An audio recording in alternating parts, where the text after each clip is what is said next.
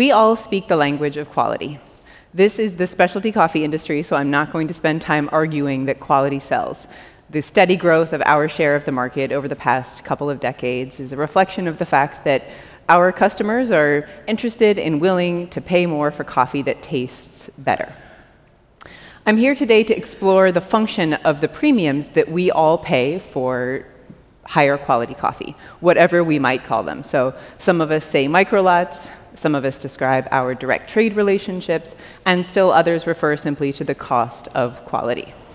But regardless of nomenclature, we all pay more for coffee that tastes better because we trust that our consumers, coffee drinkers, will also pay more for coffee that tastes better. Just to be sure, I went to a coffee shop near me and I asked a couple of coffee lovers to describe their relationship with coffee and quality and price, and here is how they put it to me. I would prefer to pay a little bit more for quality rather than quantity, because if I just want regular coffee from my coffee maker at home, I can go buy beans at the store that aren't going to have these specific flavors. If paying a little bit more, 25 cents, 50 cents, or whatever a cup, allows the farmer to focus on quality and producing a really good product, then that's something that I'm willing to pay as a consumer. I would hope that if I'm being charged more, that the person who's really doing all of the hard work, that they're also getting an increase. In a perfect world, maybe 50%. I really genuinely have no idea how that breaks down. So yeah, I have no idea.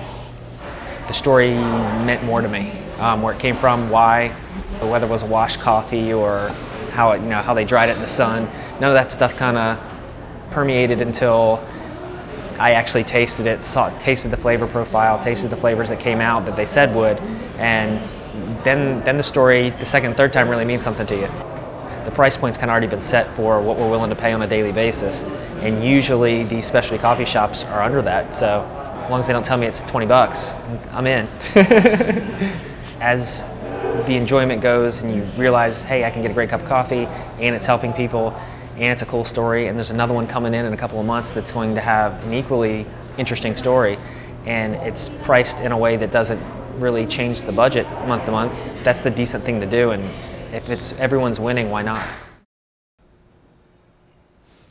So far, so good. Hannah and Patrick, my interviewed consumers, seem downright enthusiastic about paying higher prices for their coffee. They feel like they're paying for taste and that the money is well spent, and I'm glad to hear it. They seem less sure, however, of what the extra 50 cents that they're paying, this price premium, achieves in the context of the coffee supply chain. Or, to put it another way, they know what the extra 50 cents is for, but what does that money do? So this question of what an extra 50 cents can do has been bugging me for the past couple of years.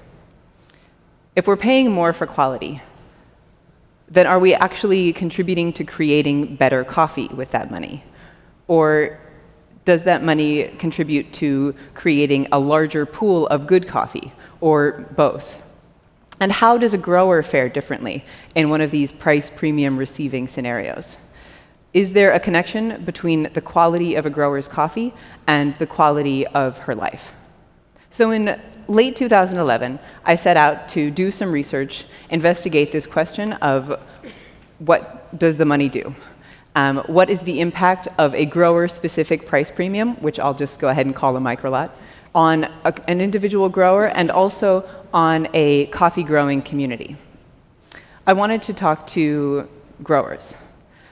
My interest and my curiosity was twofold. I mean, I was curious, first of all, but as a buyer for a roasting company, I have a vested interest in securing supply for the company that I work for over the long term. And we have a lot invested in some of our key suppliers. Some of these microlot programs that we've developed are also unique to us as a customer. So while I and my customers and Hannah and Patrick might be really excited to feature a few bags of coffee that come from one particular grower within a larger cooperative, I feel like the long-term value to the entire supply chain has yet to be tested and is certainly far from a given. So there's an opportunity there to investigate that and to learn a little bit more. I especially wanted to talk to small-scale growers themselves because I feel like their voices tend to be absent from the discussions that we have about where the value is and what's working in the programs that we have created. So I went to Peru first and looked to the Senpro Cafe Cooperative of San Ignacio and Jaén as a potential collaborator with me in this project, because Counterculture has been buying coffee from this group for about 6 years, and within the context of 5 small producer communities, selecting out specific lots from individual growers within a larger cooperative. So this seemed, to use Matt's term, like a good sandbox for me to do my first playing in, and this is the end of 2011. I wanted to ask growers how they felt about some individuals within their communities receiving higher prices for coffee than others. But I didn't know how to ask those questions in a way that would elicit, clear or honest responses from them. I felt like, in our marketing language, we tell our customers and consumers that the price premiums that we're paying for coffee are rewards for excellence in coffee. I felt like, we also tell them that these premiums are incentives for growers to invest more time and money and energy in producing even better tasting coffee. And I have a few examples, actually, of that marketing language that I just want to go ahead and read. We also want the growers we work with to prosper. By combining focused attention at source with cup quality price incentives, we continuously expand economic opportunity and culinary possibility. So we're exploring some big themes. In this pursuit to find great quality coffee for the benefit of coffee drinkers, we have never overlooked the potential for how much this is for the benefit of coffee growers alike. And finally, paying premium prices provides farmers with an important incentive. This investment in coffee growing communities further helps build local infrastructure, such as schools and medical facilities, and contributes to the community's long-term success. So in addition to identifying these premiums as rewards, we are implying, suggesting, and sometimes flat out declaring that the higher prices that we pay for better quality coffee are benefiting coffee growers. But how are we defining benefits? And if a grower is really benefiting and really prospering in one of these situations, then shouldn't we see that reflected in higher supply of great quality coffee, the same way that we can chart demand for great quality coffee? In Peru, I felt like I could begin to answer these questions and begin to hear from some growers. But as I said, I didn't know how to ask the questions in a way that would get these answers. I'm just a coffee buyer. So I called in some outside expertise. I teamed up with a recent graduate of the UNC Chapel Hill Graduate School of Social Work named Hannah Popish to design a survey that would get at some of these questions. And we trained our partners at the Senpro Cafe Cooperative on administering a survey to growers, asking some open-ended questions in semi-structured interviews, trying to tease out some of the impressions and impacts of these microlot premiums that we had been paying. Hannah, who's pictured here, and I traveled to Peru at the close of the interviews and assessed the project with the co-op and with the growers before Hannah transcribed the interviews, coded them, and analyzed the results. What we found at the close of this phase of the project was that growers had a generally positive impression of these microlot premiums, including growers who had never received the premiums, because everyone felt like it was a great way to recognize the hard work that is entailed in producing great quality coffee. They also expressed disappointment at the perceived randomness of the premiums, because in the context of these 5 communities, no individual grower had received a premium more than once in 6 years. They also asked, significantly, for clear instructions on how to produce microlots. Well, I thought, if only it was as simple as giving you a set of instructions. But it kind of is, isn't it? Or it should be. I mean, quality is not supposed to be a moving target, although these days, faced with challenges like climate change, even consistency can seem daunting. But putting aside climate change, putting aside any potential criticisms of our quality assessment protocols, namely cupping, quality should be repeatable, Success should be repeatable. So for the second phase of the project, I turned to Colombia, where I knew that our partners had achieved just that. Again, I still felt like I was trying to get at the questions of whether or not what we're telling people in our marketing language is actually happening on the ground. So I approached Virmax, an exporting company in Colombia that has built its reputation on separating out small lots of coffee from individual growers within larger associations and cooperatives, about the idea of surveying as large and diverse a sample set as possible of growers who had received premiums over the past few years. Virmax cups hundreds, if not thousands, of coffees from individual growers within their network and gives each delivery of each grower a score. Coffees that score over 86 receive a premium and are offered to their roaster clients with the opportunity for roasters to also give an additional premium for these coffees. With Virmax's help, Hannah, who now works at Counterculture with me, and I designed a second survey, this one more quantitative and structured, trying to get at the questions of how growers are using their premiums and whether or not they are effective. In January of 2013, Virmax deployed a team of trainers to interview 125 growers across 3 regions of Colombia, Cauca, Tolima, and Huila. And we conducted these surveys and interviews with 125 growers who had received a microlot premium in at least one of the past 3 years, 2010, 2011, and 2012. The survey itself was mostly made up of yes or no type questions, but there were also 5 open-ended questions at the end. And each of the trainers had a recording device that they used to capture growers' answers to questions such as, what was the most significant change in your life since the first year in which you received a microlot premium? And what we found was really interesting. In this second phase, it became clear immediately that growers really felt like quality was a competitive advantage, and more specifically, their competitive advantage. Tener ese deseo de ser uno, como nos decían en una capacitación, no hay cafés especiales, sino caficultores especiales. Entonces yo creo que eso es lo que marca la diferencia frente a un café corriente y a un café especial. El querer, tener esas ganas de surgir. Eso sería lo fundamental. Para mí, como te digo, ha sido, el café es como tener calidad, calidad. Yo solamente lucho es por tener calidad, calidad, ni siquiera cantidad de café. Así me salga poquito, pero que sea de excelente calidad, y es lo que yo les he dicho.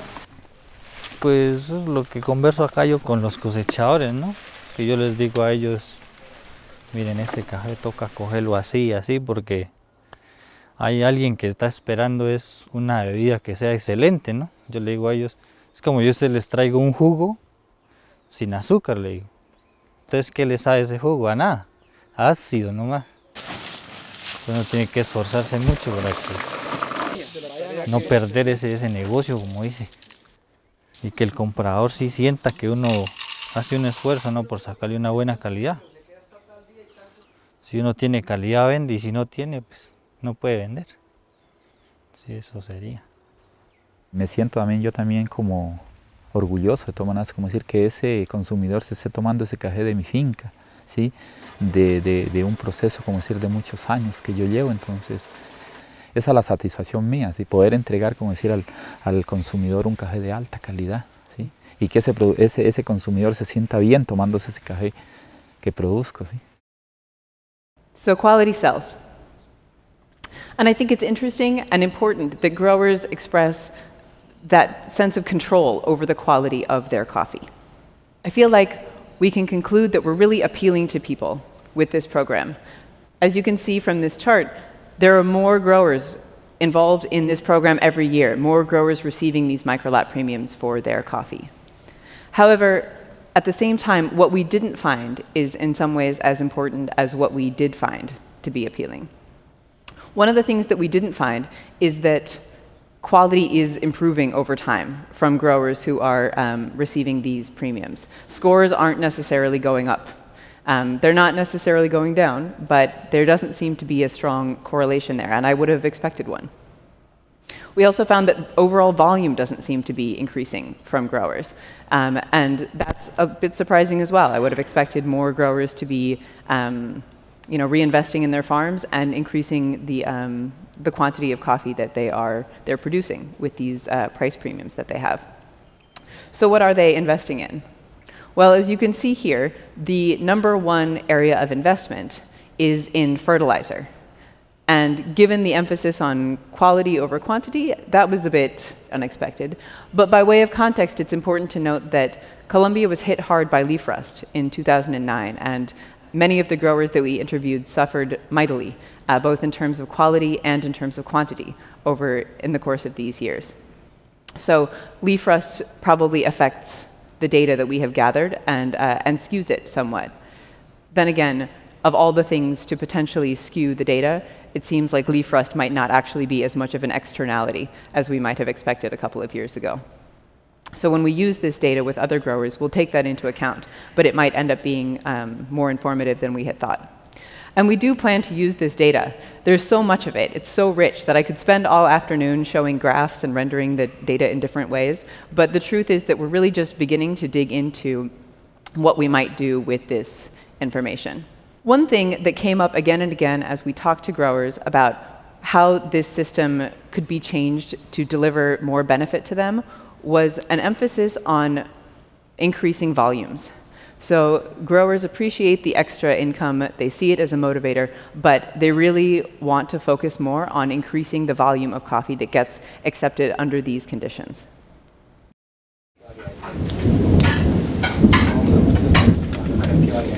Yo puedo tener muy buena calidad, pero si tengo poquito volumen, no va a cambiar mi vida. Y es lo que a mí me ha pasado. Pues claro que es un reconocimiento al trabajo que se hace, pero pues de todas maneras es algo que compensa. Entonces sí vale la pena. No, yo creo que no vale la pena porque de igual manera se hace un trabajo general. Digamos, no es un trabajo de los 3 meses de cosecha, que son los 3 meses principales. Pues de igual manera uno va con esa opción, o sea, de decir que uno en la vida tiene que perseverar en las cosas para lograr algo lo que uno quiere, ¿cierto? Entonces, de igual manera, pues digamos, en sí estamos hoy tratando de cada día presentar un producto de alta calidad como lo requiere el mercado, con mucho más esfuerzo, pero pues si en el final no encuentra ese resultado, pues uno tiene que, como quien dice, continuar con ese trabajo, porque de igual manera es la producción de café, pongámoslo, es como el único producto que uno maneja en la finca, ¿cierto? Porque no hay otro producto que manejemos. Porque si manejáramos otro producto, dijéramos, no, pues vamos a mirar por otra opción. Se siente muy motivado. ¿Y el motivo es el sobreprecio o qué? No, la calidad de café, que uno tiene que, si uno quiere vivir más o menos, que el café que le vaya bien, tiene que superarse uno mismo. Sería que ustedes, a los que les venden microlotes, ¿cómo los podrían ayudarles un poquito más fuera del sobreprecio? El sobreprecio pues no es, digamos, completamente que cubra una necesidad completa para el productor, ¿cierto? Entonces ellos hacen esa pregunta ya afuera, dice, bueno, ellos nos están comprando el café, nuestro café es bueno porque a mí me está llegando un sobreprecio por ese café. Y si me llega un sobreprecio por ese café es porque mi café es bueno. Entonces, preguntarles, a mí, usted que puede tener contacto con don Alejandro, con los mismos compradores que están comprando mi café, ¿cuánto más podrían ellos de pronto ayudarnos para nosotros poder seguir mejorando? No que mi café salga un 50 o un 40, un 50% bueno, sino sacar el 100% de mi café. Porque dice, mira, a mí me falta infraestructura, a mí me falta fertilizar, a mí me falta secaderos para secar mi café bueno y que me salga todo bueno. Esa es la inquietud que muchos de ellos tienen. So even putting rust aside, we have a volume issue. If growers are selling between 10 and 30, maybe 40% of their coffee at these premium prices, especially small-scale growers, there's no way that these premiums are going to be transformative. And growers don't see them as transformative. Like so many of us in the supply chain, they see these top-tier coffees, their top-quality coffees, as a way to build their brands and reputations, to connect to buyers. But they see the real income and the drivers of their livelihoods being in volume growth. So at this point, the free market economist in me is baffled, because I would think that paying higher prices for coffee, which these growers aren't complaining about, would drive some to invest in more infrastructure, in improvements to their farms, and others, the less motivated, would invest in something else. Those who were more motivated would get ahead. Those who were less motivated would gradually fall behind in and out of the quality game. But unfortunately, what we seem to be seeing is that everyone is falling behind. And growers, when asked whether they would prefer to have more money for their top-tier coffees or a little bit of volume growth, consistently say that they want to grow their volume. And they're asking for that volume growth. They're seeing it through training and through technical assistance. So I began this research with a question about competition and what competition can achieve, and found that these price premiums are a great way to identify passionate growers, engage them, and reward or recognize their hard work. At this point, though, I feel like we're being asked to collaborate. In order to tackle some of the bigger picture challenges that face us, we can't use price as the mechanism alone. So we've used price, and we've established these relationships, we've built a foundation of trust, and at this point we need to leverage those and use price as just the starting point for a conversation about real quality. Thank you.